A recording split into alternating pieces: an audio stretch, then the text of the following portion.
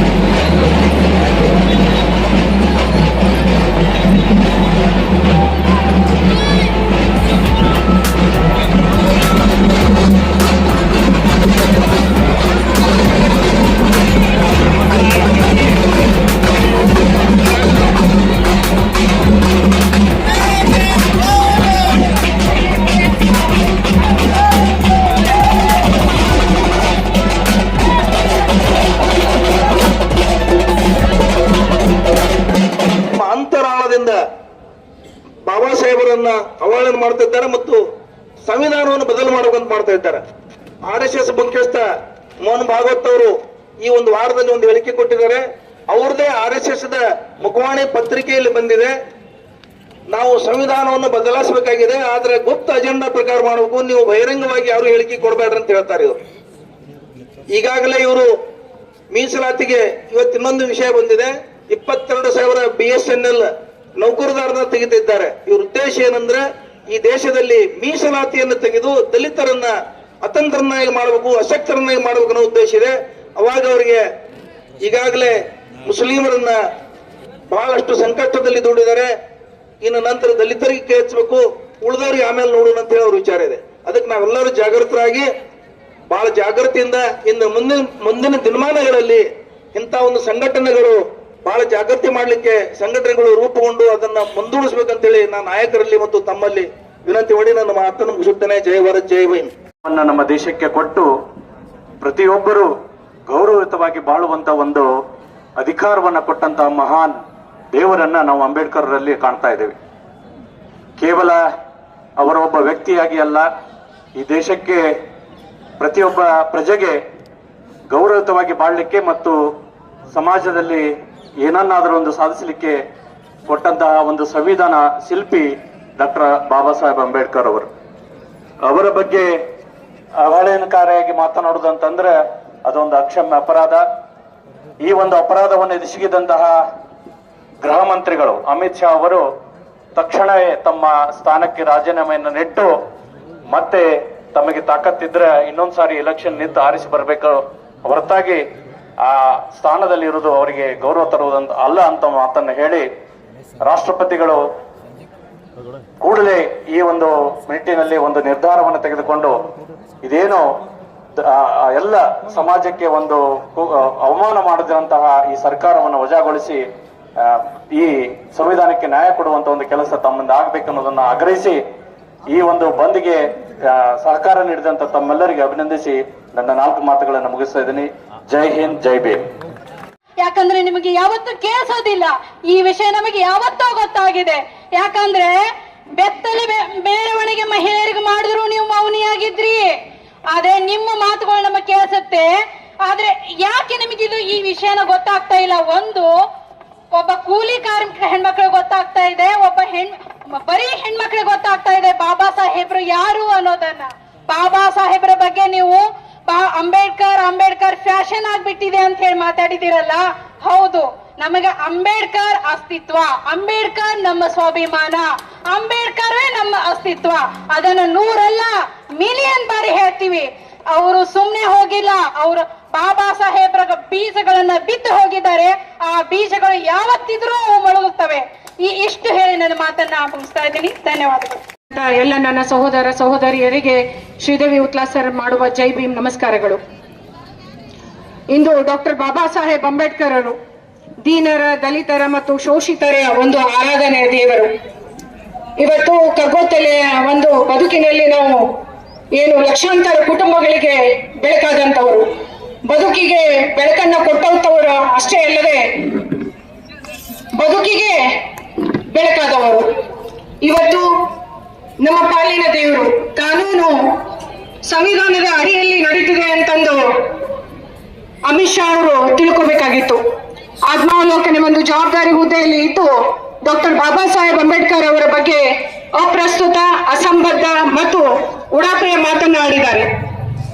ಅಮಿತ್ ಶಾ ಅವರೇ, ಈ ಒಂದು ವೇದಿಕೆಯ ಮೂಲಕ ತಮ್ಮನ್ನು ನಾನು ಕೇಳಲಿಕ್ಕೆ ಇಷ್ಟಪಡ್ತೀನಿ.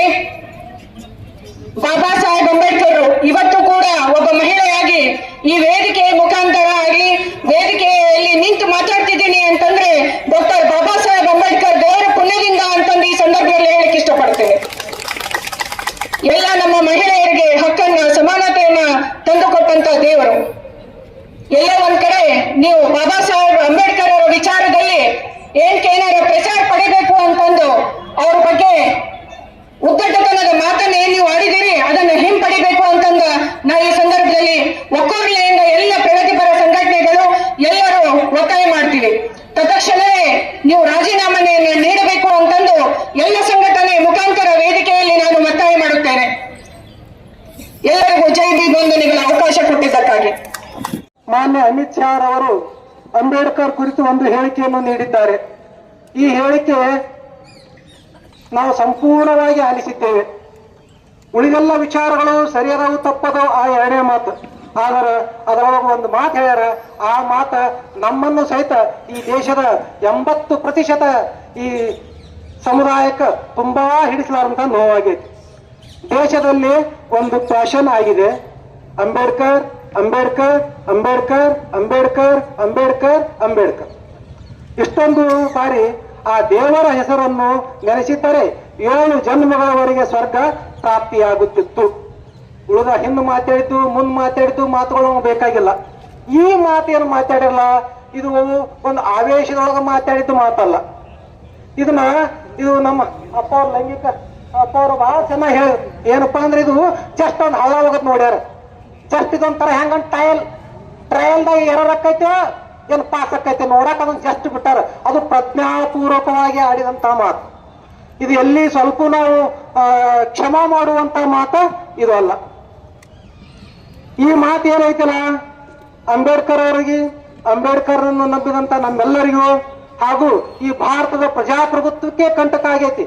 ಇದು ಮಾತೇನು ಸಾಮಾನ್ಯ ಮಾತಲ್ಲಿದು. ಹಿಂದೆ ಸಾವಿರಾರು ವರ್ಷಗಳಿಂದ ಈ ರಾಷ್ಟ್ರದ 80% ಜನತೆಯಾದ ನಮ್ಮನ್ನು ಶೂದ್ರರನ್ನಾಗಿಸಿ, ದಲಿತರನ್ನಾಗಿಸಿ, ಅಸ್ಪೃಶ್ಯರನ್ನಾಗಿಸಿ, ನಮ್ಮನ್ನು ಹೀನಾಯವಾಗಿ ಮನುಷ್ಯರಾಗಿಯೇ ಕಂಡಿಲ್ಲ. ಅಂತದ ಒಂದು ಸತ್ಯ, ಹಸಿ ಸತ್ಯ ನಮ್ಮ ಕಣ್ಣು ಮುಂದೆ ಐತಿ. ಈಗ ಸ್ವತಂತ್ರ ಭಾರತದಲ್ಲಿ ಪೂಜ್ಯ ಅಂಬೇಡ್ಕರ್ ತಂದೆಗಳ ಕೊಟ್ಟಂತ ಈ ಸಂವಿಧಾನದಿಂದ ನಾವೆಲ್ಲ ಸುಖ, ಶಾಂತಿ, ನೆಮ್ಮದಿಯಿಂದ, ಸಾಮಾಜಿಕ ಸಮಾನತೆಗಳಿಂದ ಬದುಕ್ತಾ ಇದ್ದೇವೆ. ನಿಮ್ಮ ಮಾತಿನಿಂದ ಮತ್ ನಮ್ಗೆ ಹೆಂಗಾಗ್ತೈತೆ ಬಂದ್ ನಮ್ ಕುಚಿಗೆ ಇಚ್ಚಿದಂಗ ಆಗ್ತೈತಿ. ನಮ್ ಉಸಿರ ಬಂದ್ ಮಾಡ್ದಂಗ ಆಗ್ತೈತಿ. ನಮ್ ಉಸಿರು ಬಂದ್ ಮಾಡಿ ಅದಿ ಮಾಡಿಟ್ಟಿದ್ರಲ್ಲ, ಈಗೇನು ಉಸಿರ ಸಕ್ಯವು ಆ ಉಸಿರು ಬಂದ್ ಮಾಡ್ದಂಗ ಅನ್ಸಕ್ತೈತಿ.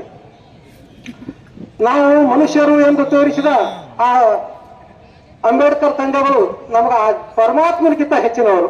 ಅಂತವ್ರ ಹೆಸರು ಹೇಳೋದು ಒಂದು ಫ್ಯಾಷನ್ ಅಂತ ಹೇಳಿದ್ರಿ. ಫ್ಯಾಷನ್ ಅಂತ ಎದಕತ್ತಾರ? ತಾವೆಲ್ಲ ಬಹಳ ವಿದ್ಯಾವಂತರಿದ್ರಿ. ಫ್ಯಾಷನ್ ಎದಕತ್ತಾರ? ನಾ ಹೆಂಗದೀನಿ, ನಾ ಚಂದಿಲ್ಲ, ನಾ ಚಂದಗೆ ಕಾಣಕ್ಕೆ ಏನು ಅಲಂಕಾರ ಮಾಡ್ಕೋತಿಲ್ಲ, ಅದಕ್ಕೆ ಫ್ಯಾಷನ್ ಅಂತ. ಅಂಬೇಡ್ಕರ್ ತಂದೆಗಳ ಹೆಸರು ಹೇಳೋದು ಫ್ಯಾಷನ್ ಅಂದ್ರೆ ಅವ್ರ ಹೆಸರು ಹೇಳಬಾರ್ದು. ಅದನ್ನ ನೀವು ಹೇಳಕತ್ತೀರಿ ಅದ್ ಹೇಳ್ದಂಗ. ಇದನ್ನ ನಾವು ಬಹಳ ಎಚ್ಚರದಿಂದ ಎಲ್ಲರೂ ಗಮನಿಸಬೇಕು. ಈ ಫ್ಯಾಷನ್ ಅಂತ ಹೇಳಿರ್ಲ, ಈ ಶಬ್ದವನ್ನು ನಾವು ಯಾರು ಅದನ್ನು ಮರಿಲಕ್ಕಾಗುವುದಿಲ್ಲ. ಜಗತ್ತಿನಲ್ಲಿಯೇ ಮಾನವ ಮೌಲ್ಯಗಳನ್ನು ಅತ್ಯುತ್ತಮ ಸಂವಿಧಾನವನ್ನು ನೀಡಿದಂತ, ಭಾರತ ಸಂವಿಧಾನವನ್ನು ನೀಡಿದಂತ ಅಂಬೇಡ್ಕರ್ ತಂದೆಗಳಿಗೆ ತಾವು ಈ ಭಾರತ ಸಂವಿಧಾನವನ್ನು ವಿರೋಧಿಸುವ ಮನಸ್ಥಿತಿಯವರು ಬಹಳ ಜನ ಆದಿರಿ. ಇವ್ರು ಏನ್ ಮಾಡಾಕ್ತಿರಿ, ಅವಾಗ ಒಬ್ಬೊಬ್ಬ ಶಾಂಪಲ್ ಒಂದೊಂದ್ ತರ ಒಬ್ಬೊಬ್ಬರು ಹೇಳಿಕೆ ಕೊಡಾಕ್ತಿರಿ. ಅದರ ಮುಂದುವರಿದ ಭಾಗವಾಗಿ ಈಗ ನಮ್ಮ ಗೃಹ ಸಚಿವರೇ ಮಾತಾಡಕತ್ತಾರಂದ್ರ ಈಗ ನಾವ್ ಎಷ್ಟೊಂದು ಎಚ್ಚರಗೊಳ್ಬೇಕಾಗೈತಿ. ಆ ದಿಕ್ಕಿನೊಳಗೆ ನಾವೆಲ್ಲ ವಿಚಾರ ಮಾಡ್ಬೇಕಾಗಿ. ಪೊಲೀಸ್ ವರಿಷ್ಠಾಧಿಕಾರಿಗಳಿಗೆ ಮತ್ತು ಜಿಲ್ಲಾ ಆಡಳಿತಕ್ಕೆ ಈ ಸಭೆ ಮುಖಾಂತರ ನಾನು ಧನ್ಯವಾದಗಳನ್ನ ಹೇಳಲಿಕ್ಕೆ ಬಯಸ್ತಾ ಇದ್ದೇನೆ. ಯಾಕೆ ಮುನ್ಸಿಪಾಲಿಟಿ ಅವರು ಕೂಡ ಕೆಲಸ ಮಾಡಿದ್ದಾರೆ. ನಮ್ಮ ಉಪ ಬೇರಾಗಿರ್ತಕ್ಕಂಥ ದಿನೇಶ್ ರವರು ರಾತ್ರಿ ಬಂದು ಅವರೇನೆ 1 ಗಂಟೆಗೆ ಬಾಬಾ ಸಾಹೇಬ್ ಮೂರ್ತಿಯನ್ನು ಸ್ವಚ್ಛಗೊಳಿಸೋ ಕೆಲಸ ಕೂಡ ಅವರು ಸ್ವಂತ ನಿಂತು ಮಾಡಿ ಅವರೇ ಕೂಡ ಮಾಡಿ ಹೋಗಿದ್ದಾರೆ. ಆ ರೀತಿ ಅವರೆಲ್ಲರೂ ಕೂಡ ಸಹಾಯ ಮಾಡಿದ್ದಾರೆ ಮುನ್ಸಿಪಾಲಿಟಿ ಅವರು. ಮತ್ತು ಏನೇನು ನಮಗೆ ಸಹಕಾರ